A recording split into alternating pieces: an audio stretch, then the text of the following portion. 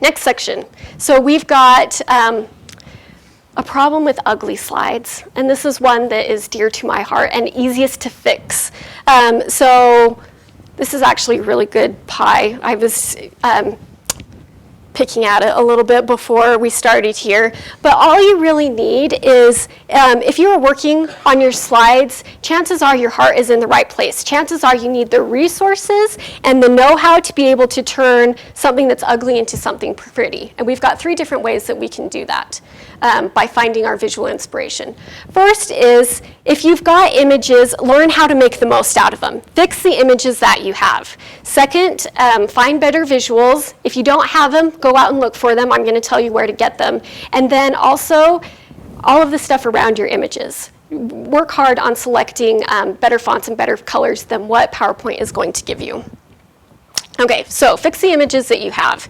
Here we're back to Vonda Jump's presentation on infant massage, and she's got all of these bullet points here, which we don't want to use anyway, but we did because I did this a few years ago. And then we have actually what is a really, really emotional and touching image, but it's got an ugly border around it, and it takes up such a small amount of the screen. The very, very first thing I did with this presentation is I took all of Vonda's photos and I made them full screen. It just seemed to make sense. And all of a sudden, when she's talking about her research results, that has an emotional impact that you can't get when you shrink it down and put a border around it and put bullet points next to it. She did need to cover that data, and she did want to have those points included on there, so we added them afterwards. And so the image is still on the screen, but we were able to add a gradient and include the data that she wanted to include on there. This is a slide from Lane Kopic in Natural Resources, and he does great research on empowering women in Central Eastern Africa. And so he wanted to talk a little bit about the nature of Africa first, and also provide a global aspect of poverty to that. And so he has all of these photos here, but because there's so many on here, you can't focus and create a connection with a single one. So, and it was important to him to include all of them. He could have just selected one and made it full screen, but because he wanted all of them, we found a few higher res versions. And while he's talking in the background, this just auto forwards, but then you know that you are all looking at the exact same thing and having the exact same reaction at the same time. And it helps you focus on one thing at once, which is like taking a bite of pie one at a time instead of trying to jam it all in your mouth at once. Okay, number 2, find better visual resources. This is something that we work hard with all of our researchers, is to find, and I usually do this for them. I don't send them out with the links and say, okay, see what you can get. This is usually what I do the legwork on. But here was a start of Brian Higginbotham's. This is his title page. And this is, one of those provided PowerPoint templates that they want you to think is good. But where we decided to go with that is we wanted to add something that would get him started and make people create a connection. And it was simply just, it's not a complicated image. It's just a couple, because it's about a relationship education. But that just helps create a polish right from the get-go that makes you interested and want to see more, instead of, oh, it's going to be another slide of bullet points. Here is one from Doug Jackson-Smith from the College of Humanities and Social Sciences, and he was talking about the water use in Utah and a sociological perspective on that. And so he loves his bullet points, and he did a lot of that. We kept lots of his bullet points, but what we did was we overlaid them on top of beautiful images of the climate that we care so much about. And all of a sudden, instead of just talking about science, we're talking about we're seeing what these areas are affecting. And so this is where we care about the changing climate, and most people have an emotional connection to images from their home state, which is who he was talking to. I should spend more time on this, but I really want to skip over this really quickly. Don't ever, ever, ever use clip art. Just don't. Unless you're sure you know, but none of you know how to use it. Don't use clip art. Just don't. I won't even show it to you. I'm not even going to bring up an example of bad clip art. It's one that lots of us do, almost all of us are guilty of it, but it's the single best thing you can do to improve the professionalism of your slides, is to if someone is cartoon drawn, especially if they don't match on the same slide, don't. And you don't have an excuse because of this. There are so many great, wonderful images that are available to you on the internet. You just have to spend a little bit of time searching for them. Everyone here, I'm sure, has done a Google image search. Yes? Right? This is a place you can get good images. It's also a place you can get clip art, and don't. But what you want to pay attention to is, as you're pulling great quality images off of here, is look at your toolbar that's right up here. Always, if you're going to be using this for PowerPoint, make sure that you're only searching for large images. Even some of these large images aren't going to be quite big enough, but that's going to help filter out things that are going to pixelate when you make them big. The other thing that you can do is you can look for those that you have permission to use, so that you don't have to go to the website, see who's using it, ask for permission. This will automatically filter those that are labeled with a Creative Commons license instead of a copyright. There are other places that you can go. Is everyone familiar with Flickr? Flickr has the same type of search options where you can go and get photos to be able to use. Creative Commons. I blew it up for you so you can see. You can change your license to just look for photos that are available for non-commercial use, and you just have to look and see what the restrictions are on that. Most often it's going to be, you just have to make sure that you attribute when you use those things. CompFight is another website. Again, all of these are linked on the website, so you don't have to freak out if you don't remember what these are. And it combines several different data or photo repositories. So it includes photos from Flickr as well as a few other places. And it also has a Creative Commons search. So you can look for images that are available for you to use on your PowerPoint presentations, and it's a really great tool. Wikimedia Commons is another area where you can get some really great high-res photos in different areas.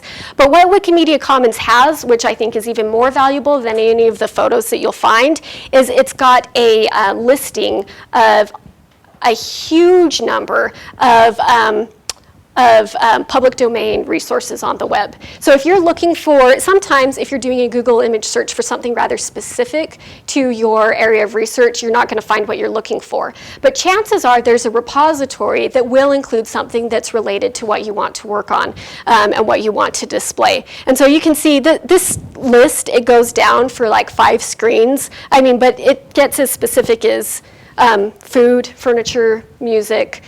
So it doesn't matter whether you are engineering or science or history, but you're going to be able to find a lot of options of different places that you can use.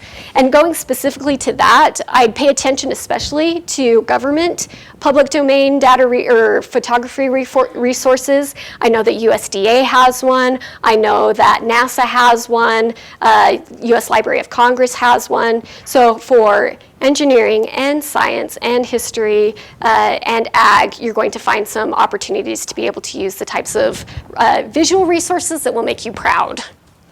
Also, there's some other places that aren't Creative Commons, but Free Images is a public domain. You can get stock photos for free. They are, I always look at Flickr first, but if there's somewhere else that I'm trying to find, I'll come here. Sometimes it's going to be, especially if you know you're going to be giving a presentation multiple times, you want to find just the right image. Maybe you want a vector map of an area that you're studying and you want to be able to colorize it really easy. Or maybe you want a specific photo of a specific place. In that case, it could be worthwhile to purchase that one photo so you can use it over and over. So iStock is the place where I go to purchase my photos. They range in price from, usually you can get some for $1. They range anywhere from $1 to $50 depending on the size, the resolution that you download. So it's also another place that you can look into if you've looked everywhere else and you can't find what you want. Okay, find better visual resources. And then third will be to select new fonts and colors. I want to share a few slides from another SlideShare that is really great that I've also included on the website talking about fonts. And I'll just click through these slides so you can see. This is from 5 Big Tips to Become a Presentation Jedi, and this is where they talk specifically about fonts. These are what you've got in PowerPoint.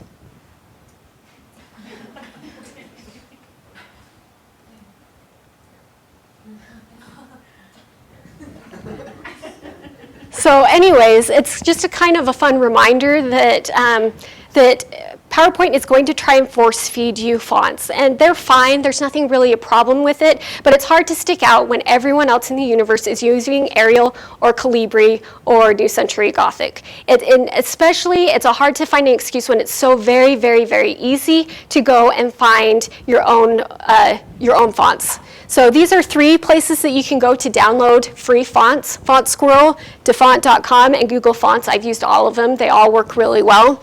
And so that's what I did for this presentation. So you'll notice for my headings, I'm using a font called RB number 21A because that's the font that we use in our office. That's our visual identity. So of course, that's what I would use for my PowerPoint slide. We use Helvetica for a body font because it's a nice, clean, simple font, but not something that's so standard that you see it everywhere on a PowerPoint slide. And then because Grits is supposed to be fun and have a little bit of levity, we added this accent font, which was one that I downloaded from Font Squirrel. So all of those they're in there. It didn't take me very long to do, and all of a sudden I have a look and feel that's different from every single other PowerPoint in there. This is what Font Squirrel looks like, and really it's as simple as finding a font you like. You just scroll through and look and see what looks interesting to you. You click here, then you double click on the file, you click install, and then it's there and it's available for you to use in PowerPoint. You can also get resources for helping you choose good color schemes on your PowerPoint slides. PowerPoint comes with several different design schemes that you can use, but they were all made, I promise you, back in 2001, and so they are old and dated, and there's lots of things that you can do to choose ones that, that reflect more of your style or personality. Okay, here is Adobe Color CC, and you can scroll through a lot of user-created color palettes and create one that, that makes sense for you. This is also Design Seeds, which lots of people use in actually interior design, but they work really well for online design as well. And so people upload photos that are their inspiration, and then it creates a color palette off of that. What you want to do when you look at these color palettes is usually you'll want to create you want to select lots of different ones that don't all have the same color because PowerPoint creates a whole light dark color palette for you. So try and choose a variety of different colors so that you can be able to show lots of differences in your PowerPoint slides. So this is has anyone added a new color scheme before? It's really super simple to do. So when you go to your Themes tab, you can click on Colors, and these are the ones that are already given to you that they think are wonderful and awesome. These are the ones that I have that are loaded because you create them once, they're going to stay in your PowerPoint on your system so you can use them over and over. So these are the ones that we use for our office identity. And the way you create them is you simply start by saying, right here, down here at the bottom, create theme colors. It's going to pop up this window, and all you do is click on each of the colors, and then you type in their values that will show up whenever you create them on Adobe Color CC or Design Seeds. So it'll either have a hex code, which is that 6-digit number for the color, or it'll have an RGB value, which is red, green, blue, and then you just copy them straight off of what's included on the website, put them over into PowerPoint, and then all of a sudden you've got a brand new spiffy PowerPoint color scheme that will show up anytime that you select a box color or an image color or a text color, and it will auto-populate. Okay, the final extra credit thing for visual inspiration is something that's happened in the past couple years is there are lots of icons that are available to use, and that can be really great for research presentations. You can use them to create pictograms. You can use them to create those visual images that you want to be able to show the relationships between your different ideas in a visual way. Here are some that I just pulled out. I've uploaded on the website, the Grits website, a package from Font Awesome. It's actually a font that you can use, but it doesn't work well in PowerPoint on Mac. But the package comes with image files as well. So you can download those. It has like 500, and you can drag and drop if there's some that are useful for you that you can use.